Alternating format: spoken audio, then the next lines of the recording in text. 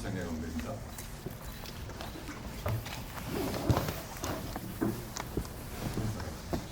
안녕하세요. 김성우 프로듀서입니다.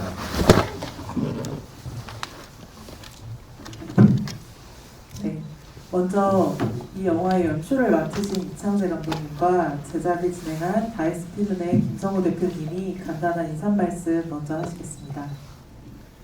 예, 언론 백업 시사가 가장 무겁고 또 어떤 면에서는 예측하기 힘든 그런 자리인 것 같습니다. 이게 감정을 드러내기도 그렇고 안 드러내기도 그런 모호한 그런 자리들이 있는 것 같은데요. 예, 잘 모셨는지 모르겠습니다. 예, 저는 그 동료 제작자들이 코로나 시기에 다들 너무 힘들어 했는데 다행히 저는 이 영화를 이창재 감독이랑 같이 준비할 수 있어서 그 시기를 견딘 거고, 그리고 이렇게 오래간만에 기자님들 모시고 이런 간담회 자리를 마련하게 되니까 되게 감개무량합니다. 영화 재미있게 잘 보셨기를 바랍니다. 감사합니다. 네, 그러면 기자님들께서 질문 잠시 생각하시는 동안 제가 먼저 한 가지 질문 드리도록 하겠습니다. 이제 감독님께서 이 영화를 처음에 시작하시게 된 계기가 2017년 노무현입니다라는 전작을 편집하던 과정에 어떤 예감을 갖고 시작하셨다고 하셨는데요. 그 말씀 한번 부탁드립니다. 예, 2017년 5월 9일에 이제 그 노무현입니다의 마지막 색보정 작업을 하고 있는데 마침 당시 문재인 후보의 장면을 얼굴 스킨톤, 얼굴 색을 이제 만지고 있습니다. 근데 스마트폰상으로 보니까 당시 출구조사가 문 대통령 확실시 이게 떴습니다. 그때가 되게 묘한 예감 같은 느낌이랄까요? 아마 다음 영화가 문재인입니다가 되지 않을까 그 생각이 좀 진입할 만큼 강렬하게 왔던 것 같습니다. 다만 이게 이 강렬한 예감이 뒤로 가면서는 되게 좀 힘든 여정으로 이어져왔고요. 제가 다큐멘터리를 올해로 30년 차인데요. 그 만드는 과정에서 가장 힘들었던 여정이 될 줄 몰랐습니다. 그래서 30년 중에 거의 5분의 1을 이 영화를 위해서 기다리고 또 제작하는 그런 시간으로 보냈던 것 같습니다. 감독님께서 이번 작품인 문재인입니다와 전작인 노무현입니다를 생각할 때 그 차이점이 있다면 개인적으로 뭐라고 생각하시는지 궁금하시다고 합니다. 사실은 저도 그 부분들이 관객들을 통해서 좀 듣고 싶은 부분이긴 한데요. 저는 그 인물 다큐, 휴먼 다큐를 만드는 걸 좋아합니다. 이 전작들도 수행자라든지 만신이라든지 또는 죽음 앞에 있는 환자분에 대한 이야기를 다루듯이 이 노무현입니다를 할 때도 문재인을 할 때도 사람을 다루려고 했던 것 같습니다. 그 점에서 봤을 때 다른 분들이죠. 어떤 지향점이 비슷할 수 있겠지만 전적으로 다른 분들이죠. 다른 모습을 담기 위해서 노력했던 것 같습니다. 그러니까 저는 이제 조금 자유로울 수 있었던 게 같은 가치를 가진 비슷한 분이었다면 이 작품이 나올 수가 없었던 것 같고요. 같은 사안에 대해서나 같은 가치에 대해서 당신이 드러나야 되는 행동의 굴곡들은 아주 달랐기 때문에 분명히 완전히 새로운 작품이 나올 수 있겠다는 자신은 있었던 것 같습니다. 그래서 큰 차이로 본다면 노무현입니다는 당시에 이미 돌아가셨기 때문에 제가 당신의 음성을 담을 수 없다는 큰 한계를 가지고 시작했던 것 같고요. 또 문재인입니다는 그에 비해서 살아 계시긴 한데 너무나 인터뷰를 원치 않으시는, 그러니까 앞자리에 앞에 나서서 당신의 목소리를 내는 걸 편안해 하지 않으시는 더 나아가서 주인공이 되는 것을 아주 부끄러워하고 낯설어하시는 어떤 분을 등장시켜서 그 10시간이 넘는 인터뷰를 한다는 게 저한테서도 그렇고 문 대통령한테서도 그렇고 쉽지 않은 일이었던 것 같습니다. 그 차이점들에서 어떤 생생함이랄까요? 또 한편에서는 부담이랄까요? 돌아가신 분에 대한 다큐멘터리를 하면 해석에서보다 자유로울 수 있는데 이렇게 살아계신 분은 마치 사람들이 거울에 비친 모습과 카메라에 찍힌 모습 사이에 자신의 괴리감을 느끼는 것처럼 그런 차이가 분명히 있을 거라고 생각 들었고 그 차이점 간극들을 과연 주인공은 어떻게 느낄까, 더 나아가서 불편해하지 않으실까, 이런 부분에 대해서 좀 불안이 있습니다. 다만 오늘 이 시간까지 문 대통령은 영화를 보지 않았습니다. 저희들이 영화를 준비를 했고요. 굉장히 오늘 은비 시사보다 더 졸이면서 혹시라도 이 장면을 빼달라든지 이 씬은 안 맞아라고 하는 순간 영화를 재편집해야 되는 그런 상황이었기 때문에 아주 조심스럽게 여쭤봤는데 저는 개봉하면 내 돈 보고 보겠습니다 라는 게 공식적인 말씀이었습니다. 저로서는 아마 모든 출연자들을 다 통틀어서 노무현 대통령 계시는군요. 전작을 편집본을 안 보신 유일한 분으로 기억이 남을 것 같습니다. 이어서 그 감독님이 인터뷰 영상이 저희가 공개를 했었는데 그때 보면 이제 감독님께서 촬영을 하시는 과정에서도 문재인 전 대통령께서 감독의 자율권을 되게 배려해 주셨다라는 부분이 있는데 그 말씀도 한 말씀 부탁드립니다. 예, 사실 대단히 어렵게 섭외가 됐고요. 총 물리적인 시간을 포함한다면 제작 기획해서 기획서를 또는 편지를 보내고 직접 하겠다고 한 시간을 봤을 때 4년이 걸렸거든요. 그동안 참 많은 버전의 편지와 기획서가 갔습니다. 그래서 정말 어렵게 이틀에 걸쳐서 아침부터 저녁까지 10시간 넘는 인터뷰를 하게 됐을 때 막상 저희들은 인터뷰 질문지를 보냈습니다. 그리고 처음 여쭤봤거든요. 전날 이 인터뷰 밖에 질문을 한다든가 아니면 인터뷰가 내용이 불편한 게 있다면 패스하시겠습니까? 그러니까 생각해 보겠습니다 하고 나서 제가 세 질문 이후부터는 질문지를 안 받습니다. 왜냐하면 대화가 되기 시작했는데요. 여기서는 아주 조밀하게 인터뷰 질문이 있는데 대통령도 이걸 기억 못하시는 것 같기도 하고 질문에 대해서 이틀 동안에 단 하나의 질문도 패스를 안 했습니다. 아마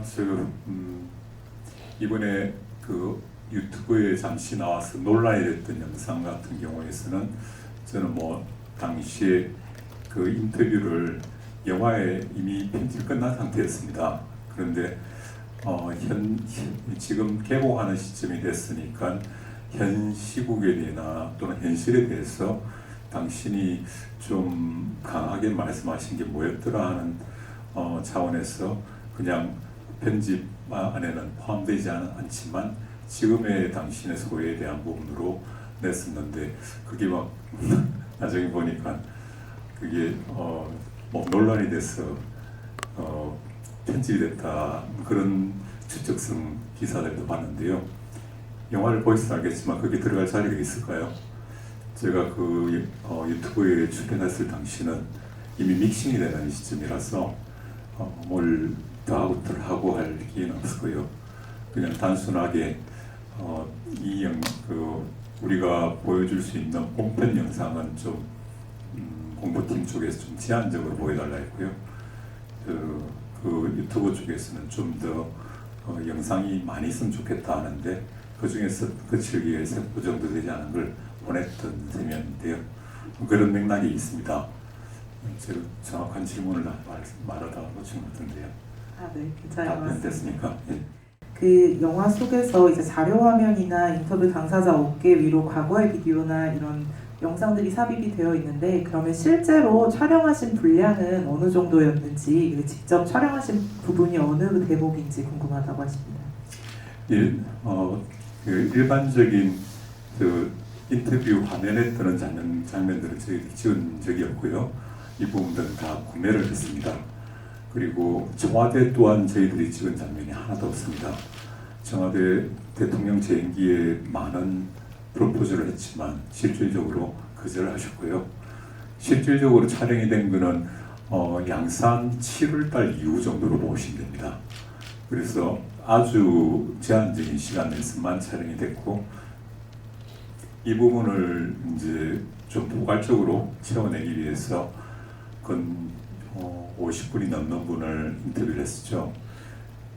그래서 실질적으로 인터뷰 내용을 보니까 A4지로 1,500페이지 정도가 나왔습니다. 그래서 아마 여러분이 상상하시는 것보다 정말 많은 이야기들이 이 영화에 담기긴, 이 촬영에는 담기긴 했고요. 저희들은 사실 영화가 정치 다큐가 아니고요. 인물 다큐, 휴먼 다큐를 만들고 싶었기 때문에 그 많은 꼭지점에 있는 이야기들, 어떻게 보면 쉽게 화제를 만들 수 있는 그런 이야기들은 완전히 배제가 됐고요. 특히 앞에 말씀드린 것처럼 어떤 지금 현실에 대한 이야기를 하는 경우에서는 그것 또한 배제가 됐습니다. 왜냐하면 저는 이 영화가 5년 후에 봐도 10년 후에 봐도 건물이 없이 이해될 수 있으면 좋고 공감될 수 있으면 좋겠다. 더 나아가서 대통령 문재인 또는 정치인 문재인에 대한 이야기를 하고자 하는 것이 아니라 변호사에서 정치인에서 대통령이라는 여정을 거쳐온 인간 문재인에 대해서 더 내면을 들여다보고 싶거든요. 그래서 그 여정으로서의 대통령, 정치인 이런 과정에서 당신이 보여줬던 태도가 대단히 중요한 단서였죠. 이런 사안이 있는 데 대해서 대통령은 어떤 태도를 취했는가, 그 태도들을 모자이크로 점점 좁혀가면 어떻게 보면 실체적인 문재인이라는 모습을 재구성할 수 있지 않을까, 그게 제가 접근했던 방식이었던 것 같습니다. 그 감독님께서 관객분들에게 이 영화를 좀 편안하게 봐달라고 당부하시기도 했는데 이 영화를 보고 난 관객들이 어떤 것을 느끼길 바라시는지, 그리고 왜 지금 이 시점에서 문재인입니다라는 다큐멘터리를 관객들이 봤으면 하는지에 대해서 궁금하다고 하십니다. 먼저 뒷부분부터 말씀드리면 저희들이 사실 이 영화를 만들기까지 너무 많은 실패를 하다 보니까 어떤 좋은 계획을 가지고 접근하지는 못했습니다. 이 영화가 이 시점에 나온 이유는 2021년 전주 시네마 프로젝트에서 지원 투자를 했기 때문에 그 계약 기간이 2년으로 만료가 되어서 4월 29일 전주에 상영을 해야 되는 조건이 있습니다. 그 조건을 제대로 못 채우면 저희들로서는 사실 계약에 위반되는 상황이 있었고, 전주영화제는 대단히 큰 홍보의 장이기도 하거든요. 그 홍보를 받은 김에 빨리 상영을 하자는 것들이 우리 내부에서 조정된 의견이었기 때문에 마침 그것을 하다 보니까 이 시점이 된 것 같습니다. 그런데 제가 6년 전에 또는 2019년에 본격적으로 청와대에 프로포즈를 하는 당시에 이런 정국이 됐을 거라고 예상하겠습니까? 또 2017년 마음에 착상이 됐을 때 이런 걸 기대하고 있겠습니까? 제가 앞에 제 작품을 혹시라도 보신 분들은 어떨지 모르겠지만 대부분 다 시효성이라는 것과 관계없이 인간 저류의 내면에 흐르는 그 내적인 떨림 같은 데 초점을 많이 맞추는 편이거든요. 그래서 이 시점에 대해서 이 영화가 또 다른 화제나 논란이 된다는 부분들도 저도 대단히 놀라하고 있는 상황이고요. 다만 이 영화를 어떻게 보였으면 하는가 하면 저는 작품으로 생각합니다. 그러니까 논란을 안고 있는 인물이라고 해서 그걸 못 만들 이유도 없지만 그렇기 때문에 더 봐야 될 이유는 아닌 것 같습니다.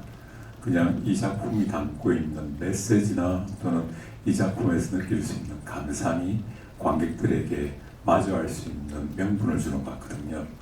그 점에서 이 작품을 봐줬으면 좋겠고, 제가 좀 손에 힘을 빼고 봤으면 좋겠다고 가끔 이야기를 하는 게, 다큐멘터리 영화가 변방이다 보니까 다큐멘터리 영화를 보러 온다는 것 자체가 뭔가 진지해야 될 것 같고 뭔가 힘을 꽉 주고 봐야 될 것 같다는 강박을 느끼는데, 일반 대중 영화들과 같이 그냥 그만한 이 희노애락을 담고 있는 이야기이기 때문에 그 부분들을 힘을 좀 빼고 편안하게 릴렉스한 상태에서 보시면 어떤 메시지를 따라서 웃을 수도 있고 또 감정을 노출할 수도 있는데, 그런 부분들이 너무 편견이나 강박에 빠지고 보시면 훨씬 더 즐길 수 있지 않겠나 생각이 듭니다.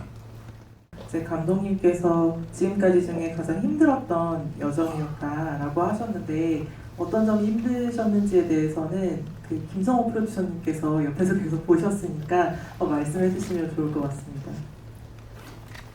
먼저 제가 그 양해의 말씀을 좀 구하는 게, 저희 감독님이 다큐도 30년 하셨지만 교수도 20년을 해가지고 지금 약간 무슨 간담회가 강의하는 분위기 같은 이런 느낌이 돼서 좀 제가 사과를 먼저 드리고요. 저는 사실은 저는 다이스필름이라는 영화사의 대표인데, 다이스필름은 뭐 아저씨나 미싱 사라진 여자, 악질경찰 같은 상업 영화를 만드는 회사고요. 그 이정재 감독님하고 저하고의 인연은 30년 전에 제일기획이라고 하는 광고 대행사에 동기로 입사했다라는 인연밖에 없습니다, 사실은. 네, 감독님이 처음에 저한테 제안을, 이 다큐를 한번 같이 만들어 보겠다고 물어보셨을 때 전 되게 쉽게 생각을 했어요. 왜냐하면 전작이 엄청난 흥행을 거둔 흥행 감독이시고, 그리고 담고자 하는 인물이 현직 대통령이니까 야 이거 완전 껌 아니야 뭐 이런 생각을 했는데, 그게 그런 게 아니더라고요. 그러니까 그래서 얼마나 힘들었냐라고 하는 건 영화에 보시면 아시겠지만, 우리 문 대통령님도 얼마나 열심히 일을 하셨으면 이빨이 빠진 것처럼 이창재 감독도 이 영화를 찍는 과정에서 이가 한번 빠졌고 임플란트를 해넣었는데, 그 임플란트를 해넣은 이도 빠져서 치과 의사가 이건 거의 한 0.01% 정도의 확률이다라고 얘기를, 그래서 아마 그게 굉장히 상징적으로 말씀드릴 수 있는 게 아닌가. 그러니까 혹자는 저도 얘기가 좀 길어지는 것 같은데, 그러니까 이게 제가 생각했던 것처럼 영화라고 하는 건 주연 배우가 캐스팅이 되고 투자가 되면 그냥 찍으면 되는 거잖아요. 근데 다큐라고 하는 거는 사실은 감독님이 마음속에 주인공으로 정한 사람이 있지만, 그 정한 사람이 인터뷰에 응하지 않으면 찍을 수 없는 부분들이기 때문에, 최종적으로 인터뷰에 응하신 거는 공인에서 물러나시고 양산에서 자연인의 신분이 되시고 나서야 허락을 하셨기 때문에, 그 과정을 견디는 것 자체도 굉장히 옆에서 지켜보기 힘들 만큼 힘들었던 것 같습니다. 그게 제일 힘들었던 것 같습니다. 네, 제가 문득 말하다 보니까, 말씀 듣다 보니까 생각이 나네요. 과거의 악몽들이. 그 시동을 아침마다 걸어놨는데 어디로 가야 될지 모를 때 난감하지 않습니까?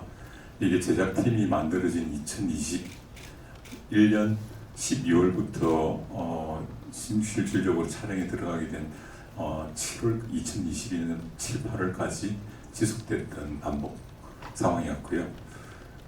대통령에 대한 인터뷰를 결국 받아온 것은 10월달에 됐어야 그 인터뷰를 받게 됐습니다.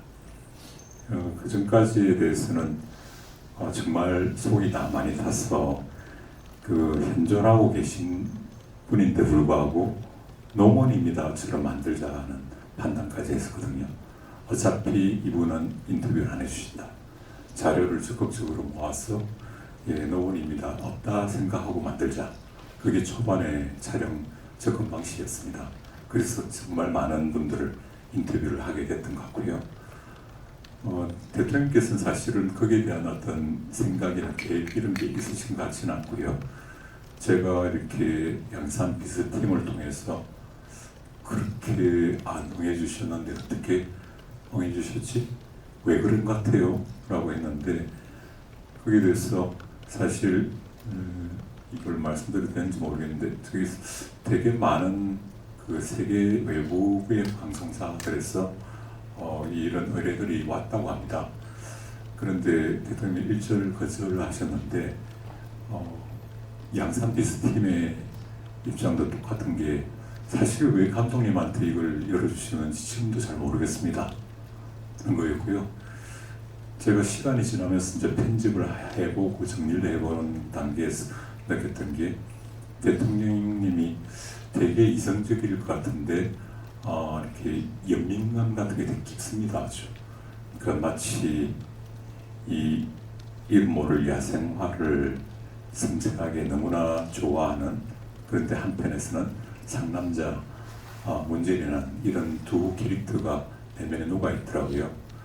제가 내린 결론은 그건데 책은지심 6년 동안 한결같이 해바라기로 편지를 보내고 메일 기획서를 보내고 했던 거에 대한 불쌍함 때문에 이 영화 응낙해 주신 게 아닐까?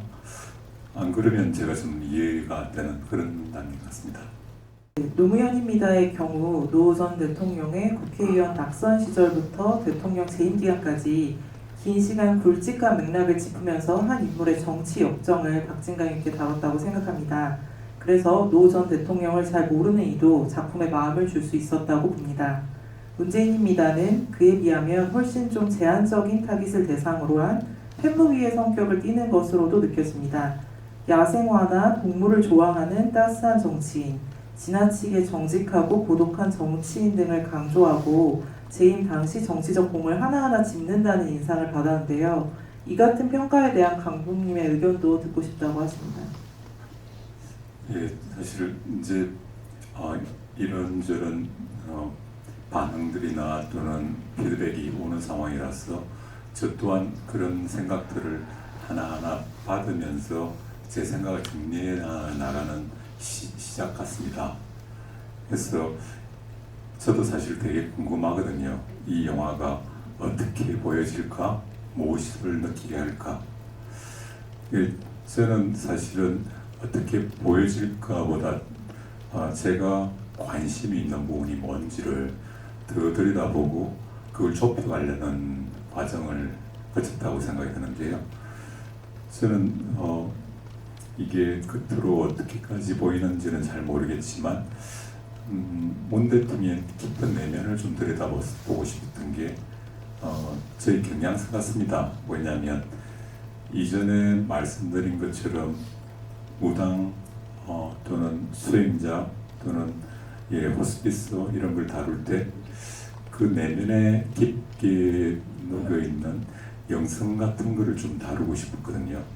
이게 너무 거창하게 보일지 모르겠지만 저는 따로 종교를 가지고 있지는 않지만 제 평생의 에세이 어떤 화두 같은 건데 어떤 인물들을 들여다볼 때 내가 들어간다고 표현하는 부분들은 이런 현상들을 더 들어가면 양파 껍질이 있다면 더 내려갈 수 없을 만한 바닥, 그게 어떤 걸 통해서 보여줄까라는 게 저한테 큰 주안점이고요. 그렇게 들어갈 때 가끔은 아주 작은 어떤 전율 같은 걸 느낄 때가 있습니다. 그게 여러분들한테는 좀 잘 이해가 안 될 수도 있겠다 싶은데 그런 게 전작들이 큰 흥행이 안 됐다 하더라도 이 작업을 하고 났을 때 저한테 남는 큰 선물이거든요. 어느 누군가가 카메라라는 매개를 통해서 어느 누군가에게 깊은 내면을 드러내는 것, 그 중에서도 문재인 대통령처럼 당신 자신을 드러내는 걸 부끄러워하시는 이런 분의 내면을 들어갈 때 마치 미지의 탐사를 하는 듯한 이런 긴장들도 있거든요. 그래서 아마 그런 부분까지 느꼈다면 제가 성공한 것이고 아니라면 조금의 어떤 그 앞에서 멈췄다면 그것 또한 제 과오라고 생각이 듭니다. 다만 감독으로서는 몇 부분을 느꼈습니다. 그래서 그 지점에서는 제가 대단히 깊은 공감과 소통이 있어서 제 인생에서도 되게 좋았던 경험이 났습니다. 그 전주국제영화제 직전까지 편집 작업을 하셨다고 들었는데 혹시 넣고 싶었는데 넣지 못하셨던 에피소드나 아쉬움이 컸던 에피소드가 있으신지 궁금하시다고 합니다. 예, 사실 제 머릿속은 편집이 아직 끝나지 못한 상태라서 여러 생각들만 지금 맴돌고 있지만 그 정확히 말씀드리면 그때 당시에 편집을 하고 있는 상태가 아니라 보통 영화 작업은 최소 한 달 정도 메이크업이랄까요? 보관 작업을 합니다. 그러니까 색보정과 녹음과 작곡을 통해서 음악을 넣고 이런 여러 작업들을 하는 과정들이 있는데요. 이 과정에 있었던 그래서 전주영화제 그러니까 지난주 화요일 날 이 작업이 다 끝나서 전주영화제도 되게 큰 민폐를 끼쳤죠. 그런데 화요일 날 끝나고 아내에게서 이제 마쳤냐고 전화가 왔는데 아내는 단지 마쳤냐고 물어보고 오늘 저녁 먹을 수 있냐고 물어본 건데 제가 그런 답을 했습니다. 하나도 덜 하고 더 할 게 없다고 이제 내가 할 수 있는 모든 걸 다 한 것 같다고 이게 나의 한계일 수도 있고 나의 극한치일 수 있는데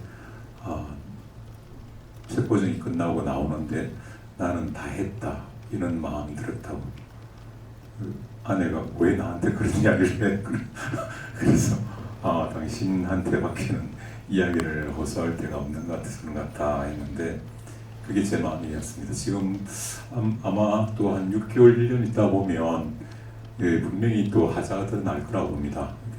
이거밖에 못했어.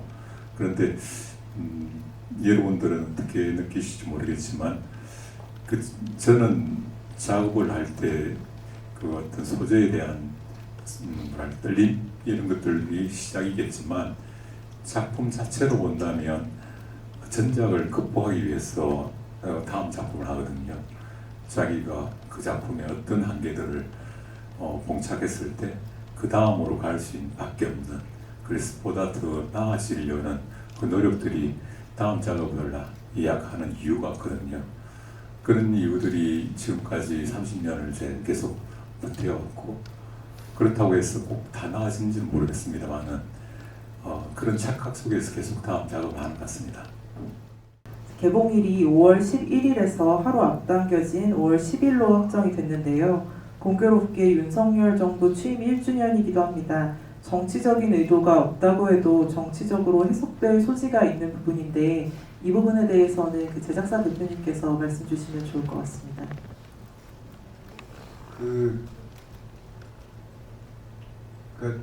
아마 이 얘기를 들으면 약간 웃으실 것 같은데 저희 영화랑 같이 개봉하는 모든 영화들이 5월 10일로 개봉을 결정했다라고 그러니까 배급사로부터 연락을 받아서 다른 동시에 개봉하는 모든 영화가 수요일날 개봉을 하는데 우리 영화만 목요일날 개봉하는 게 이상하지 않냐라고 해서 수요일날 하겠다라고 해서 그렇게 하는 게 좋을 것 같다라고 동의했습니다. 근데 그게 그날에 어떤 의미가 있다라고 하는 거는 전혀 몰랐습니다. 그러니까 이 다큐가 감독님이 아무리 휴먼 다큐라고 얘기를 하셔도 감독님이 탐구했던 문재인의 직업 정체가 대통령이다 보니까 그 인간을 탐구하는 면에서 어쩔 수 없이 드러나는 게 정치성이라고 생각이 들고 그래서 또한 이런 개봉일을 5월 11일에서 하루 당기는 것조차도 뭔가 어떤 정치적인 의도가 있는 거 아니냐라는 생각을 가지게 되는 것 같은데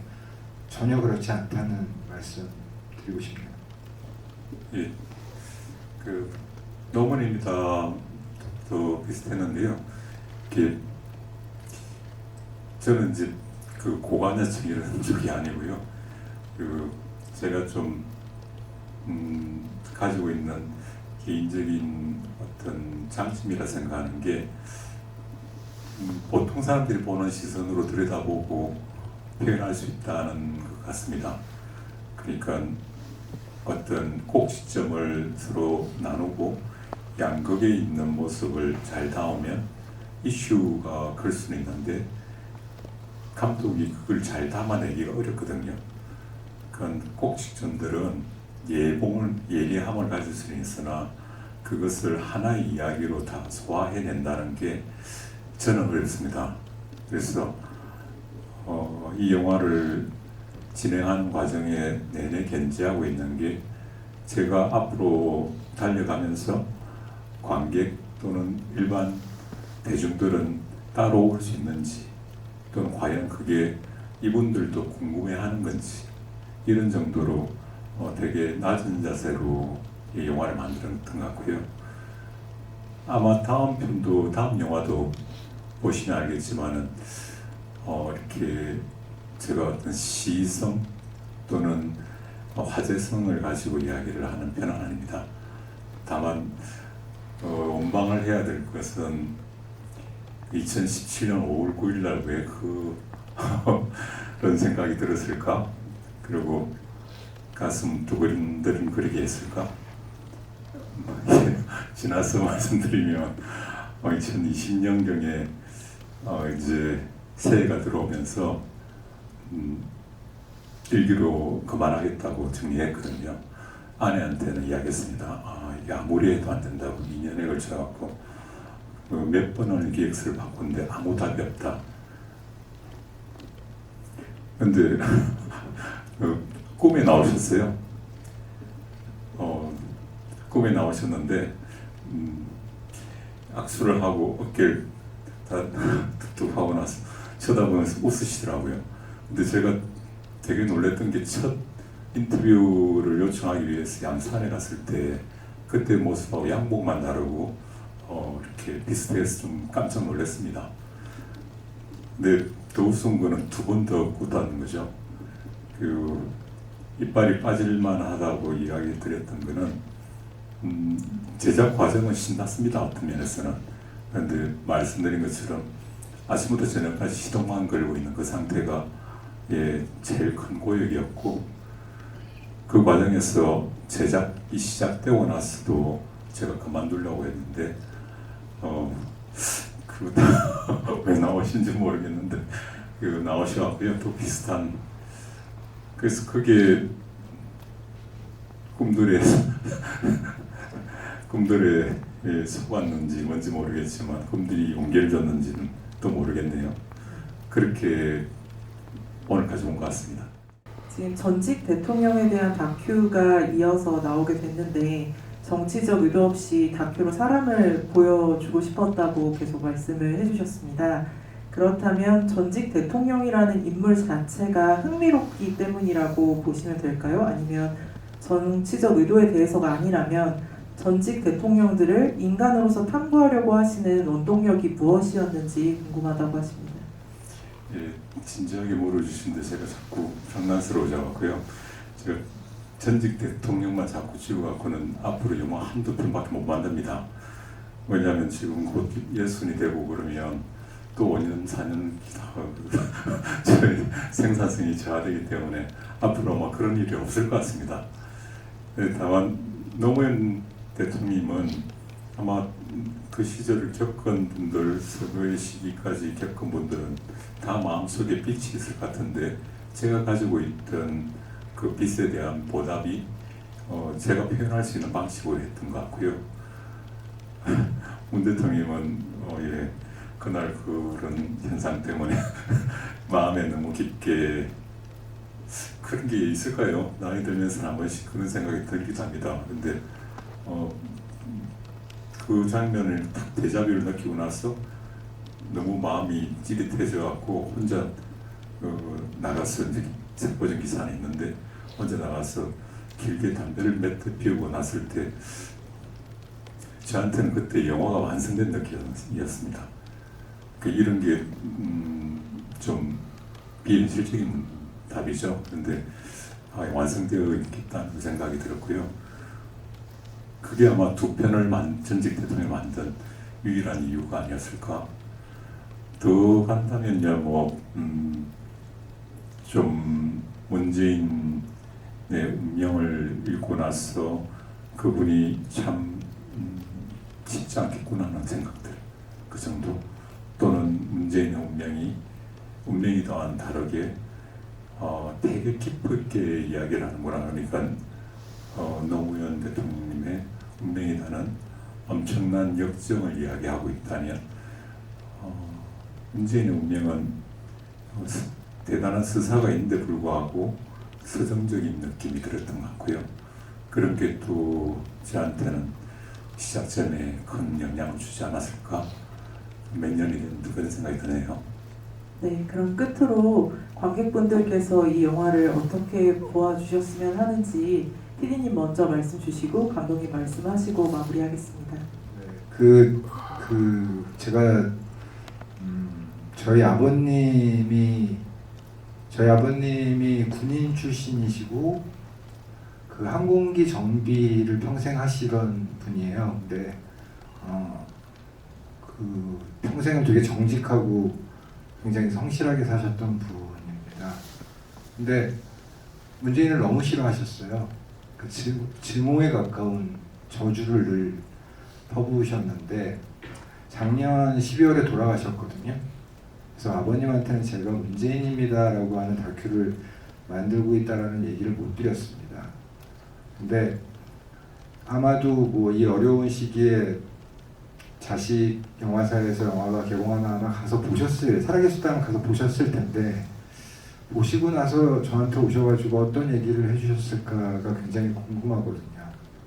그러니까 저는 이게 문재인이라는 사람 자체에 대한 평가는 너무나 극단적인데, 문재인을 너무 싫어하는 사람이 이 영화를 보고 나서 문재인이 좋아지지는 않을 거라고 생각을 해요. 근데 저 역시도 제가 문재인을 굉장히 좋아하는 사람이었지만 어떤 한계가 분명한 답답함이 있는 부분들이라고 생각을 했는데, 영화를 만들면서 새롭게 알게 된 사실들이 굉장히 많았고요. 그래서 그런 편견 없이 인간 문재인을 감독이 만들어 놓은 렌즈를 통해 가지고 한번 잘 들여다보시는 기회를 관객들이 삼으셨으면 좋겠다라는 바람입니다. 감사합니다. 예, 제작사 대표가 아버님 이야기 하나 하시니까 저도 아버님이 이제 90이 넘으셨죠. 그리고 같은 노무현 대통령과 같은 고향 분이신데 제 임기에도 이후에도 아주 반대 입장을 가지셨죠. 아버님을 초청을 했는데 영화를 보러 안 오셨습니다. 그리고 좀 지나서 친구들 몰래 혼자 보고 오셨더라고요. 저녁 늦게 전화가 왔는데 한마디가, 제가 이렇게 표현은 그냥 아버님 표현을 하겠습니다. 노무현이 그렇게 나쁜 인간 아니대? 이 얘기였거든요. 근데 그게 저한테 되게 오래 남아 있습니다. 노 대통령이 고향 사람임에도 불구하고 마주하고 싶어 하지 않을 만큼 싫어했었던 분인데, 그렇게 나쁜 사람이 아닌데 나중에는 사람은 좋은데 이렇게 표현하시대요. 저는 그게 우리 영화를 포함한 예술이 가지고 있는 힘 같거든요. 누군가를 정면으로 설득하거나 개종을 시키거나 정치적 신념을 바꿀 수 있는 것은 아닌데, 사람에 대한 이해 정도는 가능한 게 이 영화의 힘이 아닐까. 그래서 어떤 입장을 가지시는 건 좋은데 멀티플렉스에 와서 어떤 영화가 있는데 이 영화는 어떨까 하는 그런 가벼운 마음으로 영화를 봐주시면 그 문재인이라는 사람에 대한 최소한의 이해와 이해가 시작될 수 있지 않을까. 그게 제 바람입니다. 이상입니다. 네, 이상으로 문재인입니다 기자 간담회를 마치도록 하겠습니다. 저희 자리를 정리한 뒤에 감독님 포토타임 진행하도록 하겠습니다. 잠시만 기다려주시면 감사하겠습니다. 많은 논란은 빼고 작품만 가지고 비판을 전해주십시오. 제가 이번에 처음 경험하는 부분이라 어떤 말을 한마디 한마디 할 때도 너무 무섭네요, 사실은. 그래서 그 작품에 대한 평가와 비판은 먼저 주시고 그 다음에 예배인남이면 해주시면 고맙겠습니다. 참 제가 비현실적인 상황들 겪고 있는 것 같습니다. 오늘 장시간 고맙습니다. 감사합니다.